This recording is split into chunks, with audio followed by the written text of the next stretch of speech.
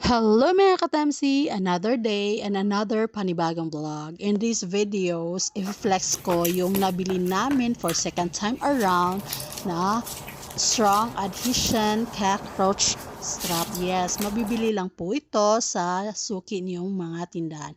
Yes, kung gusto niyo mawala yung mga peste sa buhay niyo, peste sa bahay pala. Ito na ang solusyon upang mawala yung mga German ipis na bumibisita sa bahay natin.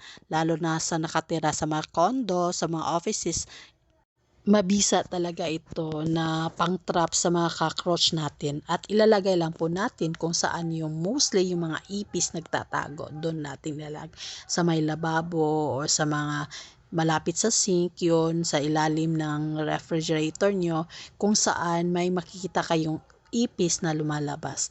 Yes, alam naman natin na yung ipis is naghahanap ng makakain, kaya lalagyan natin yan ng maka-attract na pagkain. Kaya ang nilagay namin, meron kami ng ulo ng buwad, ng daeng buwad sa amin. Kasi yan nilagay namin para doon sila magtapok, mag-gathering.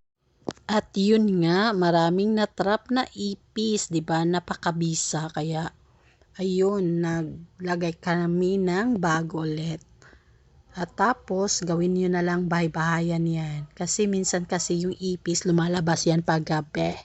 Yan lang gagawin, tapos ilagay niyo lang sa kasulok-sulukan kung saan yung mga ipis na nag-party. Kasi alam niyo guys, marami na kaming beses bumili ng mga Baygon sprayer, pero hindi talaga sila nawawala. Kaya ito effective talaga at makikita mo talaga yung ipis. Yan ulo ng buwad ang nilagay namin.